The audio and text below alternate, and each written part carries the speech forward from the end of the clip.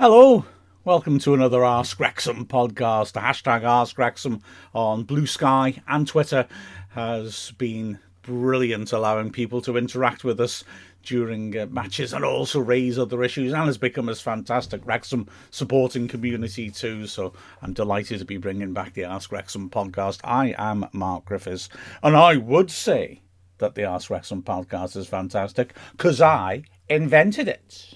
There, my modesty has been drained. Let's have a squiz at our first question. Now then, the big question. Craig in Vancouver asking about this Welsh League Cup proposal that can put us back into Europe. So, interesting one. Let's go over it. I mean, for a start, importantly, Wrexham has got a fantastic pedigree of playing in Europe, from qualifying through the Welsh Cup. We got as far as the quarterfinals of the European Cup Winners' Cup, which is a tournament which was played until the early 90s. The trouble is, when the Welsh League formed in the mid-90s, it was a fork in the road essentially, and we had to decide, and it was a choice of going into the Welsh League, which was not viable. Have a look at the attendance figures in the Welsh League and you'll understand that, or staying in the English system. And if we did that, we had to forego European qualification. Why are we in the English system in the first place? Well, we were formed in 1864. We predate the Welsh League by quite a long way. And so, some people try to create about the Welsh teams being in the English system. Well, what else were we supposed to do? Just not play football until the Welsh League got invented? It's daft. We played a major part, as did Swansea and Cardiff. Cardiff won the FA Cup in 1927 in the formation of football in Britain and therefore the world. It's all a bit petty, I think, when people are trying to complain about the fact that we're in the Football League now when we've been in that setup essentially all along. Anyway, enough of that. This idea now is essentially partly in order to boost the Welsh League, because the number of places you get in European competition and the point at which your teams enter are determined by coefficients. Each country has a coefficient based on the performance of the clubs from that country. The Welsh League teams, well, TNS has made history this season by getting into the group stages of the UEFA Conference League. But basically, they're the first team ever to have done that from the League of Wales system. So if they have another representative, Wrexham, Cardiff, Swansea, Newport, and we do better than the other League of Wales teams have done, well, that's a big, but not the other, the League of Wales teams have done, that will boost their coefficient ratings, will hopefully allow more Welsh League teams to get into Europe. There'll be a boost in prize money as well. So those are all the benefits that make the League of Wales favour it. As I understand it, the EFL, even though some clubs have raised concerns, don't directly have a voice on this. It's down to whether the English FA is willing to sanction this. Of course, the EFL indirectly has a voice in terms of representation with the FA and also representations they could make to the FA. So, well, we'll have to see what comes of that. If it happens, we'll be put into a reorganised Nathaniel MG League Cup, which is the League Cup for Welsh League teams. There would be the 12 top division teams plus the 4 English EFL teams, and we would basically play a knockout. So in terms of that, that wouldn't have a huge impact on us, really. There would be 4 matches maximum added to our schedule, and although the Welsh FA have talked about ensuring we field strong teams, they talked also about it being in line with the EFL trophy. Now, as we've seen, we pick second 11s for the EFL trophy, which you would think would be enough to be getting us certainly through the League of Wales teams in that competition. So, in that regard, certainly, I mean, with the big squad like Phil Parkinson has, he'd be able to put up to 4 more games into them. So that would be a positive, I think, from our point of view. Obviously, if we then qualified for Europe, we'll be looking at a lot more fixtures with this new model that the UEFA have adopted this year. So plus qualifying rounds. So that'll be interesting. But, there's obstacles to overcome before we get that far. Let's have a squiz at the next one. So, Janie Troll kicks off a series of questions about the transfer window. Of course, we've still got a couple of weeks left in that. If you were Parkinson, where would you be spending your money in the transfer window? Okie dokie. Well, surely we'll bring in a third goalkeeper. Maybe second goalkeeper, if you will, a direct replacement for Callum Burton. Mark Howard's done brilliantly. Okonkwo's back now, thank goodness. But, yeah, we need a third person in there, I would assume. Having McNicholas not fit, I don't see that. I don't see bringing him back as an option. So I assume we'll bring somebody in either on loan for the rest of the season, or maybe a player coming in and signing a sort of 6-month contract just to cover us while Burton and McNicholas recover. I don't think there's any problems with our goalkeeping department's incredibly deep, as we've seen. And then looking beyond that, I mean, okay, we will get to this in a bit, but certainly it'd be nice to score more goals. I'm not pressing the panic button over that. Actually, I'll come back to that in a moment, but certainly strikers could be somewhere that we look. There's a lot of strain we put on McLean and Barnett simply because they are bombing up and down the pitch non-stop, and they're both shown terrific energy. We've got good backup in those areas, mind to be fair. Centre mid, we've got good quality and good depth as well. Centre back, certainly we have. If Dan Scarr can't get a proper run in the team, then we're doing something pretty well. So yeah, interesting. Attack and goalkeeper, two areas I'd sort of look at. But then the other key thing to remember, of course, is are we looking to do something that will boost us up and give us more strength in the promotion running? Are we going to maybe bring forward signings that we might have waited for until we got promoted in order to give us that leap into the championship in the second half of the season, in which case all bets are off, really. If Parkinson feels he can upgrade any position, he'll do it. I think that's the bottom line on this transfer window. Myself, there's more transfer questions coming though. Wrexham all the way says, of all the names being thrown around for a January signing, the one that seems the most likely to me is Dylan Levitt. What are our views? Hopefully we'll find out soon. It's like waiting for Christmas, absolutely. Now then, Levitt. Right, firstly, can I just say, there's an awful lot of gossip and waffle, and there are some, well, I mean, quite apart from the usual, just people claiming they know something when they don't. There's some, borderline malicious websites now spreading Wrexham stories, which are the worst nonsense.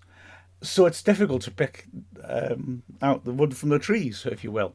I will say, I don't know if Levitt is a real target or not. I genuinely don't.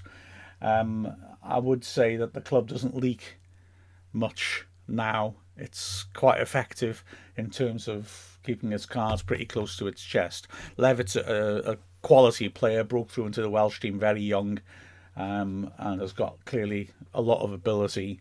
Whether we are seriously looking at him, though, I don't know. I genuinely don't know. We'll have to see. I like dredging out quotes from Stephen Fletcher when he played with him like 2.5 years ago or something. It meant talking about one game to try and give this legitimacy. So I don't know. He may be somewhere we're interested in. He might not be. Who knows? Certainly not me. Steve says, interesting to see where we go with roster additions. Just a thought, imagine another Rathbone-like player on the pitch at the same time. Just pure attacking pressure.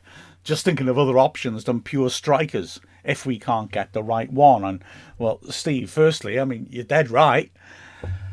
Yeah, if we can't get the right one. We need to get the right signings, and Parkinson be very plain on that. I wouldn't be surprised if at the end of the summer people are complaining, oh, we haven't brought in lots of players.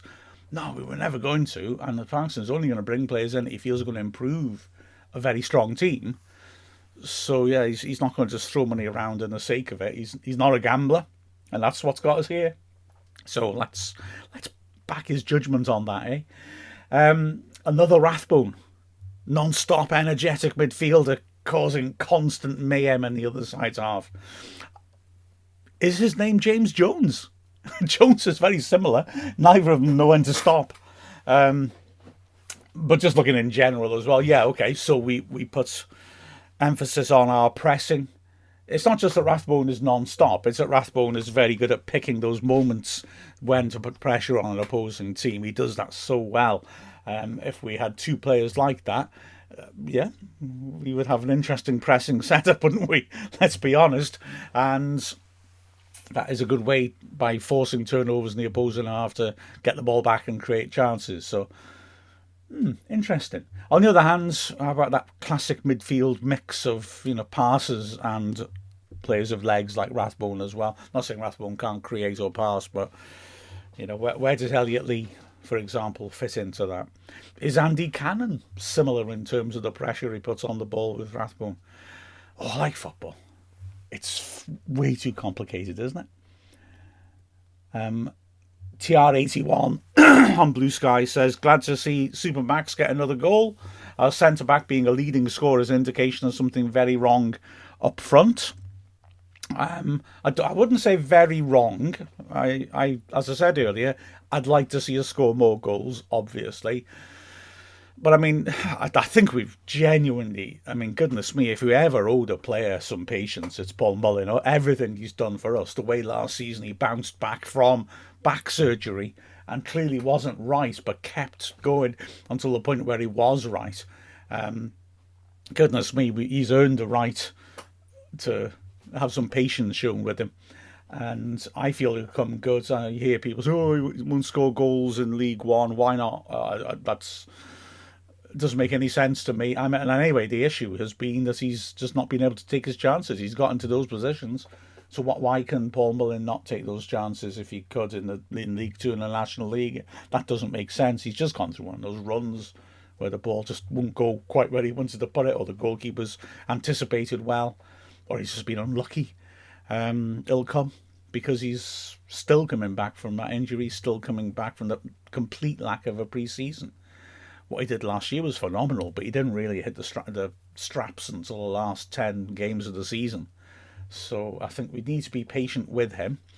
Palmer, I think he's playing well. It's just that there aren't goals coming in around him as much as we'd like.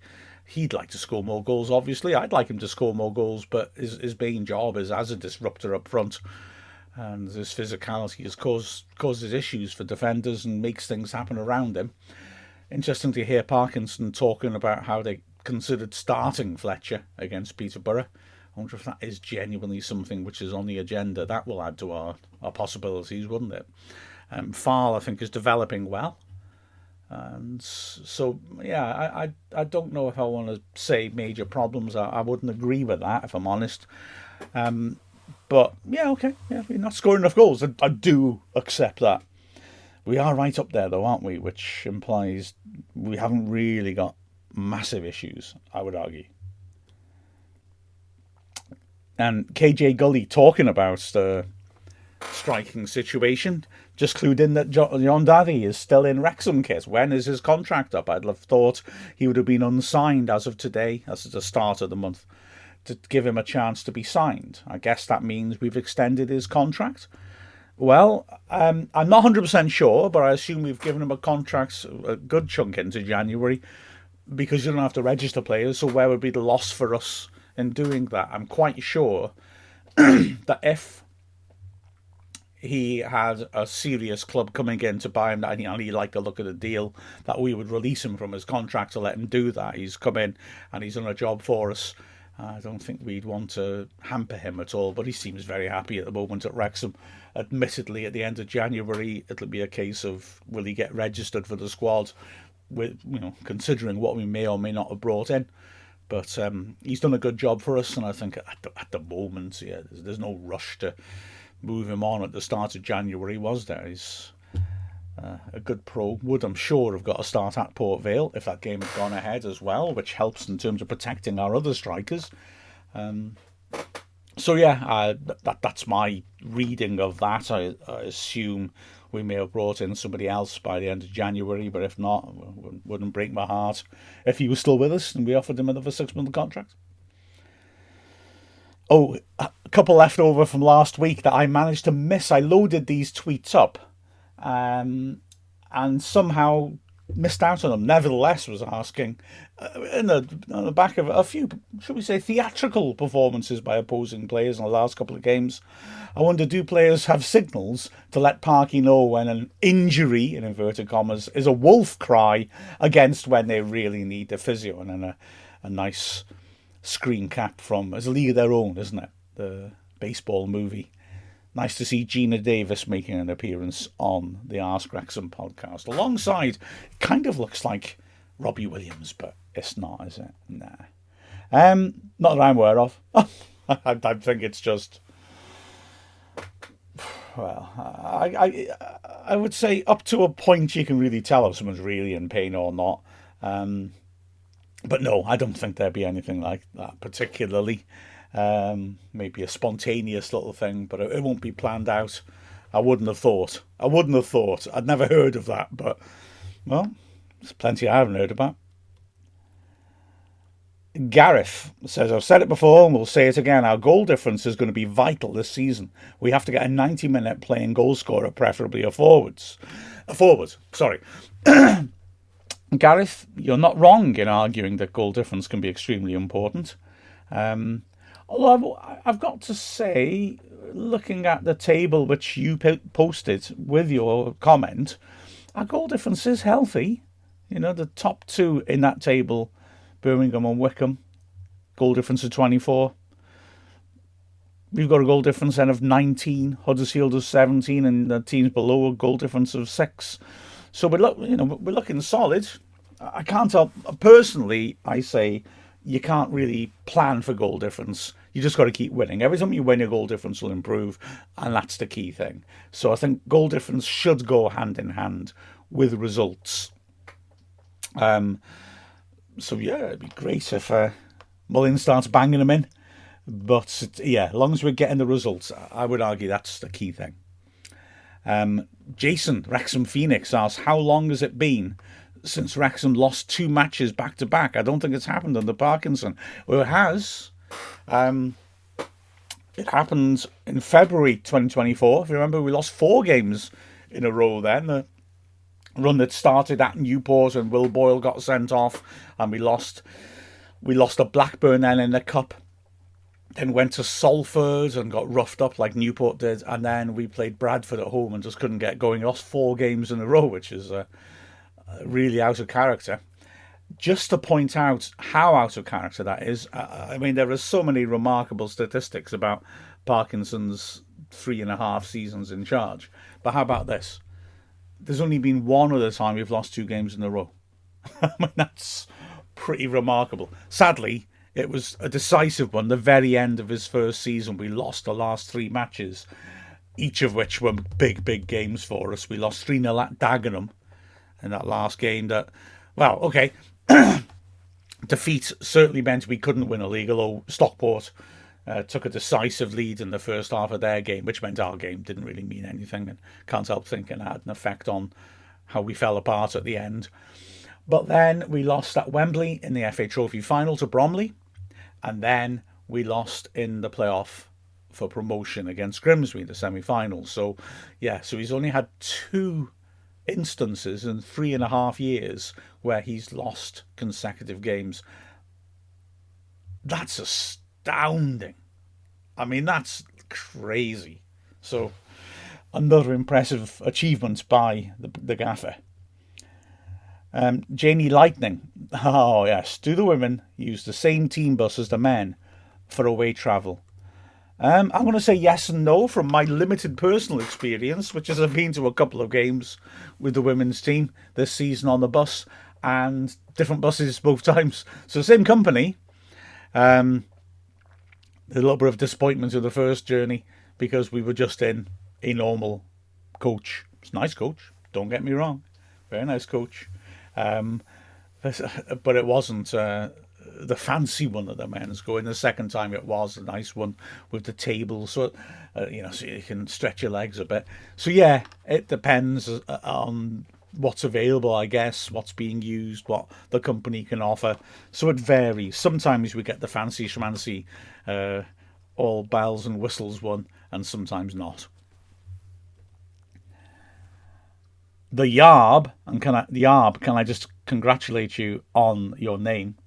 Is it just me, or are Rathbone's corners not as powerful as Macca's and Barnett's?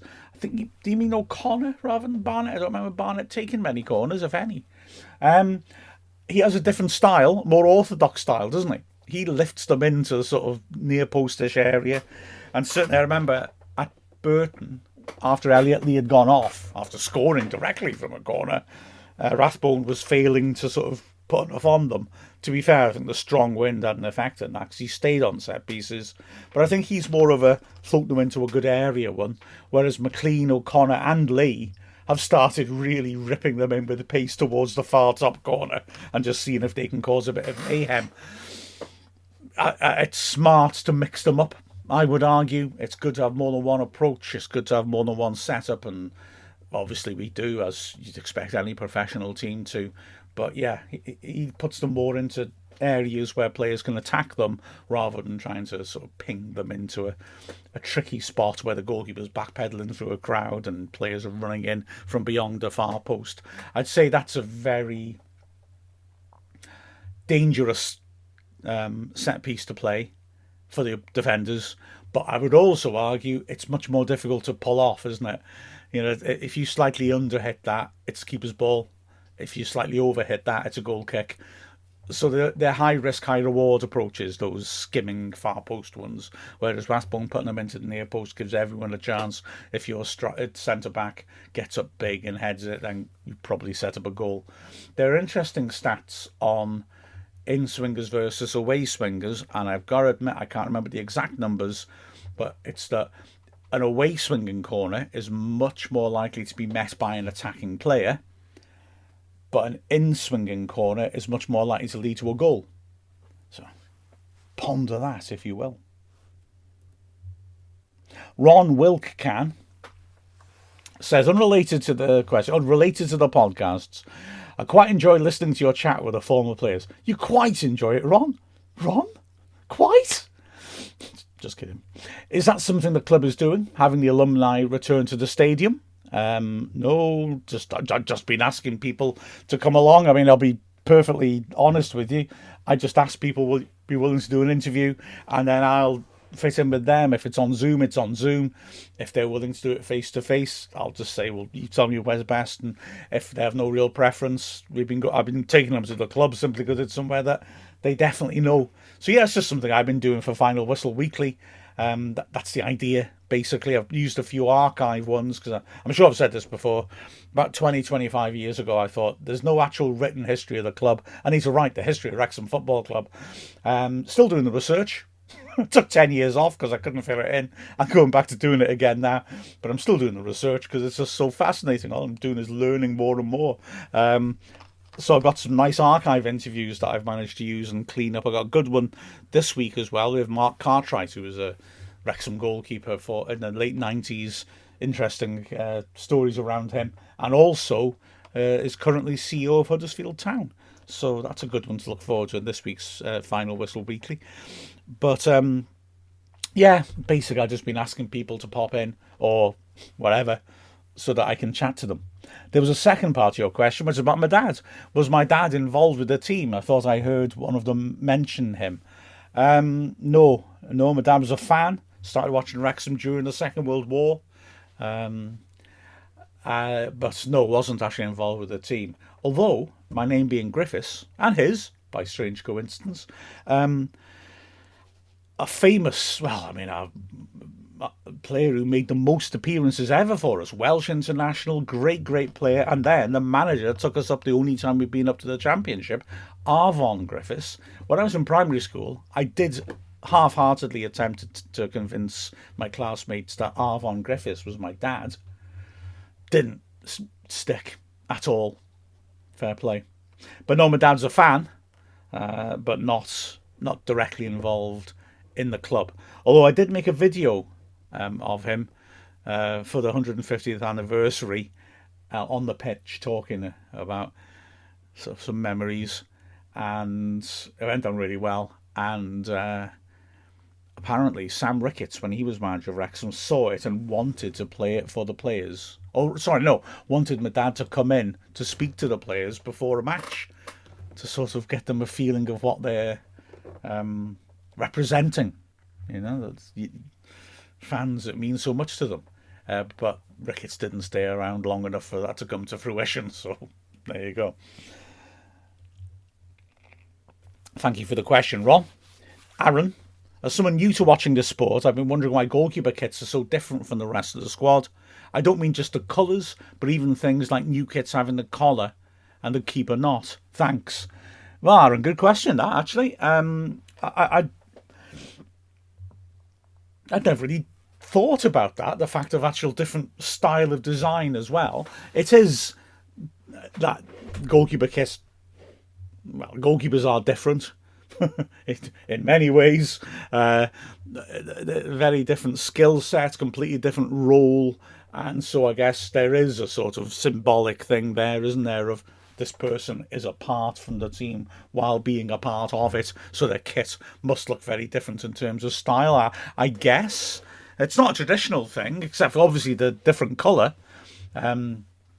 But yeah, I suppose that makes sense. I think as well, kit manufacturers quite like to have a bit of fun with goalie kits and like change, kits.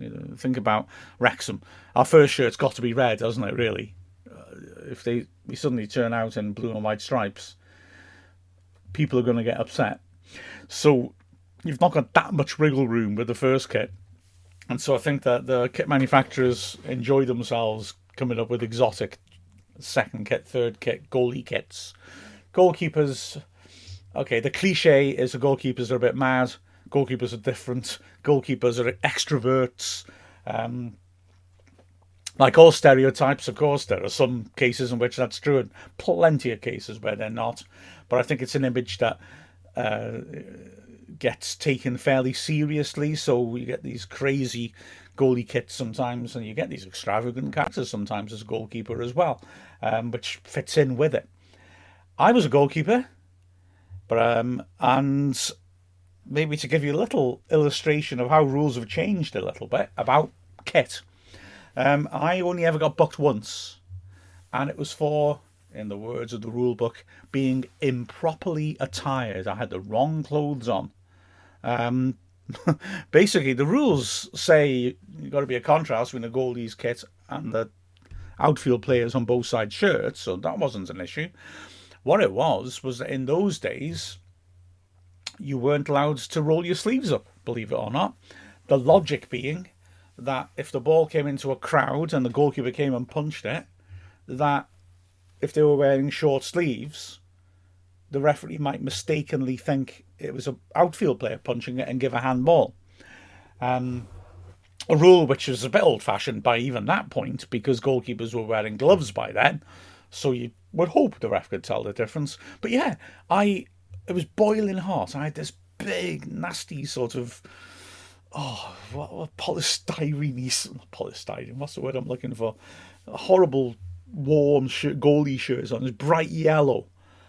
And it just felt like it was absorbing all this heat. And I rolled my sleeves up. And the ref just ran up and booked me. I was like, what? And he says, yeah, you rolled your sleeves up, you can't do that. So why didn't he just tell me to roll my sleeves back down? Anyway, so that's the only yellow card I ever got. Despite the fact that actually, technically, I should have been booked twice in every game I ever played.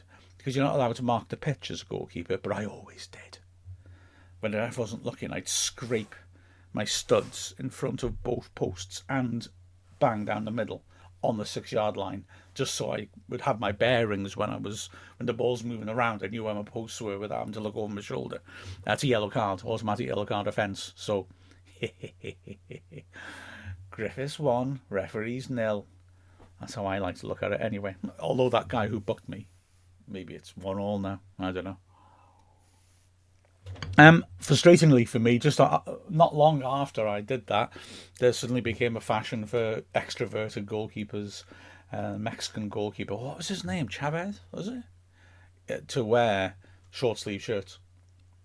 Fabian Barthez as well. So, I was just ahead of the rules. Shocking. I'm still not happy. Ginny Lightning. Now, I've got a long answer for this postponement question. Yeah, it's not been fun lately, has it? All these games getting called off. What's the record for the most postponed Wrexham matches in a row? This winter weather's given the UK quite a knock, absolutely. And I will come to Todd Cross's follow-up question afterwards of what's the most postponements in a row any UK team has had. Right. Now then, let me take you to the outstanding Wrexham AFC Archive website, because that will give us answers.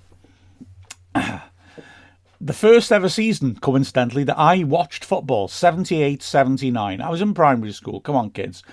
Cut me some slack. It was a really bad, heavy winter. Way, way worse than 2024-25. So, if you're watching on the video, I've got up on the screen our fixtures from December and January. First game of December, we get a postponement. Oldham away. We keep playing for a bit. Sheffield United at home called off, Sunderland away the day before New Year's Eve, and it really starts to snowball, pardon the pun. So we played on Boxing Day at Preston, and then the games just get called off. No games in January at all.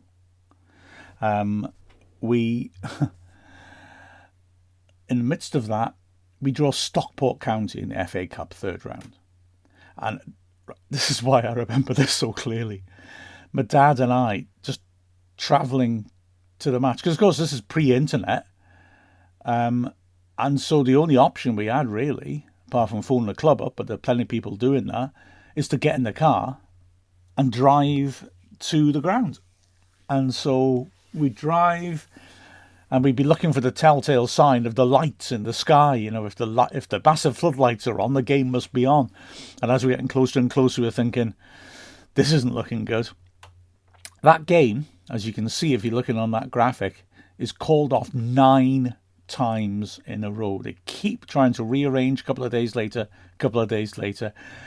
9 games in a row. Like I said, no games played in January 1979. We finally get it played on the 1st of February, and we win 6-2. So it was worth the wait. Our next 2 games, though, are called off. As is our replay against Tottenham in the next round of the Cup. We draw 3-3 at White Hart Lane. Oh, man. And then we go close to beating them eventually in the replay. Chris Jones scores a hat-trick for them, though. We lose 3-2 after extra time.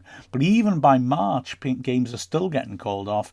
And there's also, as late as the 28th of March, a notorious game up at Newcastle where the game is abandoned because it's so cold. And, you know, they've spoken to players who played in that game saying it was frightening.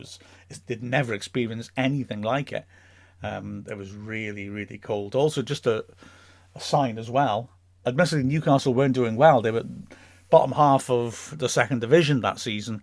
But the attendance, less than 8,000, I think also tells you something about the cold weather. And Geordies, people from Newcastle, of course, are famously portrayed in Britain as wandering around in subarctic conditions in T-shirts going, "What's all the fuss about, like?" That was a bad accent. I apologise to any Geordies listening or watching. It had a huge effect on our season. This is our first ever season in the second division. And I've got up on the screen the league table as it stood before our first postponement. 2 points for a win in those days, 1 for a draw. So leaping up and down the table, not as easy as it is now. But having said that, we were 9th after 17 games. And we were only 4 points at 2 wins off the promotion places. Just the top 3 went up. There were no playoffs in those days. And we had a game in hand on the top 7. So we were in a great position. We'd started so well. And just for reference, we're 8 points off the relegation zone. However, when we start playing again, we've dropped down to 17th. And you know, we've got games in hand, more games in hand now. But all of a sudden, 4 points off relegation, we are looking at survival rather than going forwards. 15 points off promotion. That's the spell where, you know, we're playing some games, but not many. the season is extended, and in April and May we play 9 matches in both months. So yeah, fixture congestion, just a bit.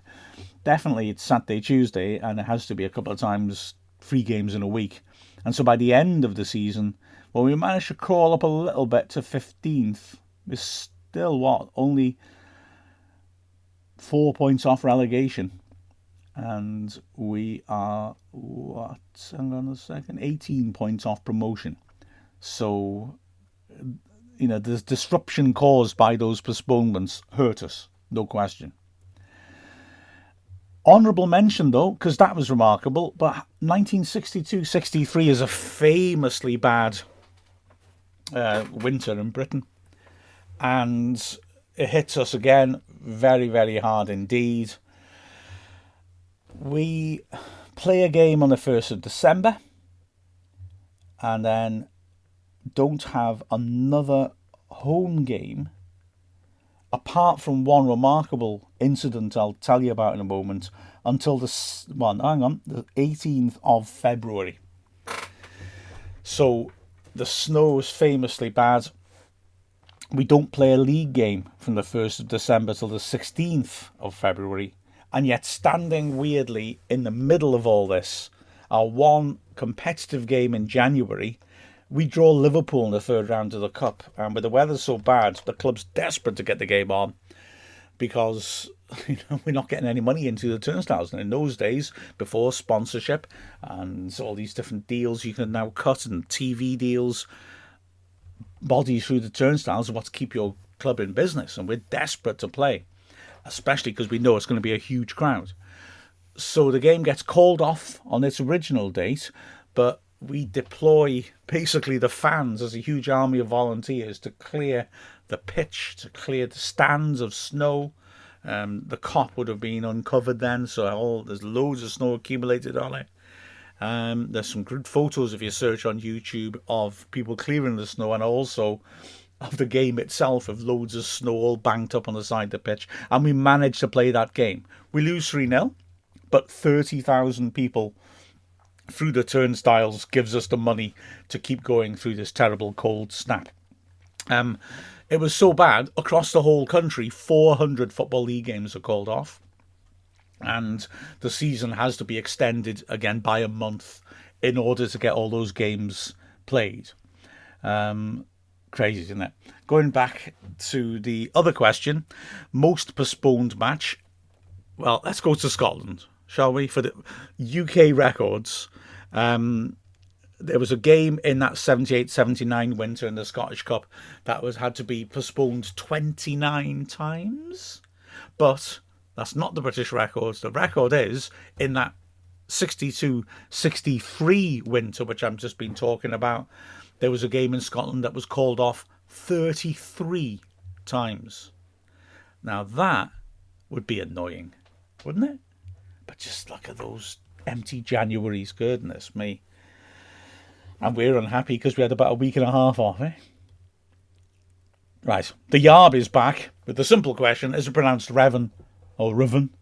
These commentators never seem to agree. Well, speaking as one of these commentators, Yarb, old man or woman or whatever you are, Revan is what I've been reliably told he has said is the pronunciation of his name. I called him Reven for a good chunk of the season, but now I've been put right. Likewise, and again I've heard him say this on Welcome to Wrexham, McLean, James McLean, not McLean. I called him McLean all last season. I'm proud of myself. It's interesting sometimes. You look to find out a player's pronunciation.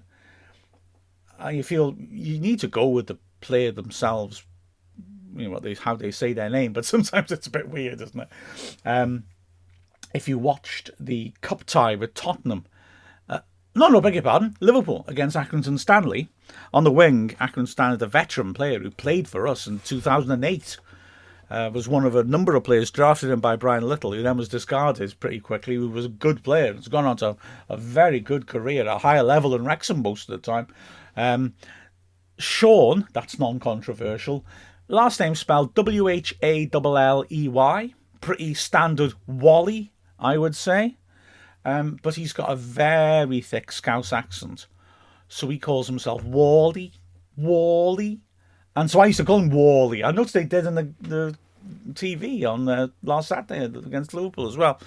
Then there's people like, we had a midfield player 15-16. Adriano Moke was what his name looked like. He's English, but obviously of, I think it was Portuguese extraction. And he said he's Adriano Moke. There was no accent on his E as far as anybody could see. But yeah, you go with what they tell you, don't they? Of course, the other one that doesn't seem to cause as much trouble as it used to is Max Cleworth. And it is Cleworth, not Cleworth or Clayworth. I know this because I used to work with somebody who knows his family, and I have spoken to. I've asked his dad as well online, and his dad said, "Yeah, it is Cleworth," although they're not too bothered by that, which is remarkable to me. I sort of had what my name said correctly. Historic examples, though. Gareth Davis was our captain and outstanding player, played for Wales as well when we were a great team in the 60s and 70s and early 80s. And it was only after he retired that he actually pointed out his name had been spelled wrongly all the way through his career. His name had been spelt Davis, Davis, but actually it was Davis with an E. He just never bothered to tell anybody. And I understand the same's true of our friend up in the press box who joins us sometimes with commentary, Wayne Phillips, who has an extra N in Wayne, but didn't bother mentioning it until after he finished playing. So there you have it. The mysteries of names, eh? At least they were pronounced the same both ways. Oh, hang on. Before I say that, there's a couple more examples. Hold on a second. As I was a teacher, I've always been fascinated by language, but when we had Polish pupils coming in, I always enjoyed trying to chat to them about pronunciation because I knew that British pronunciation of Polish names is terrible. So when we brought in a winger who was of Polish extraction, he was actually born in Faroe Islands because his dad was a Polish footballer who was playing in the Faroe Islands at the time, I had to do my consultation on how to say his name. So it was Adrian Cieslewicz. It's fair enough. Everyone at the club called him Sis because they'd decided he was Sizovic. I noticed that a lot of the BBC chaps would always call him Sizovic or Sizzlevich or something like that. And again, he wasn't that fussed. It made me think as well, though. What about, because we've got a history of players with Polish backgrounds at Wrexham, partly because during the Second World War there was a hospital in Penley for Polish servicemen. Of course, the Nazis invaded Poland, and therefore, as such, the Polish army didn't exist because they'd been occupied. But a lot of Polish servicemen and women got out of the country and volunteered in the British armed forces. So, for example, a lot of famously brave Polish pilots in the Second World War. And so there was actually a lot of people from Poland came in and around Wrexham, I guess because this is an army town, isn't it? It's got barracks on the edge of town. The Royal Fusiliers is based in Wrexham. So there's always been a Polish community. I remember kids with Polish names being in my year in school. And there have been Polish, well, not Polish players, but players with Polish family, clearly, and ancestry playing for Wrexham. And it sort of got me thinking a bit, this anglicisation of names. I assumed we must have said their names completely wrongly. And I had the chance to check this theory out because one of those players was a guest at the racecourse a couple of weeks ago. And I've been lucky enough to be asked to do little 10-minute interviews with the guests down in the Bamford suite. And we all called him Wayne Cegielski. Cegielski. Cegielski is what we all called him. And of course, as time has gone on, I've thought, that can't be right. His name surely is something along the lines of Cegielski. So I asked him, Sigelski. So, like I said, it's ancestry, isn't it? His name's been anglicised, and I assume, and he's quite happy with that. It makes me think about the great Wrexham goalkeeper of the 70s and 80s, Eddie Niedzwiecki, still working in football. I guess he's more Niedzwiecki or something like that, but nobody knows him as that. Or in the 60s, Ray Mielczarek. I don't know how people named him actually, because I wasn't born. I have to do some research on him, Mielczarek. That's what it looks like to me, anyway. Let's move on. I'm disappearing down a rabbit hole. I thought that was going to be a one-word answer. Hey, that is it. I've answered all the questions. Good Lord. There you go. Right, well, hopefully we'll have football soon. Shrewsbury, that'd be a nice kicking off point, wouldn't it, really? But it's been a pleasure as always. Please keep those AskWxm questions coming in. I do try to spot as many of them as possible. I know I missed some. So, persist if it's important to you. But, ta-ta for now. See you next week for another AskWxm podcast. I am Mark Griffiths, or Mark Griffiths, from Wrexham AFC.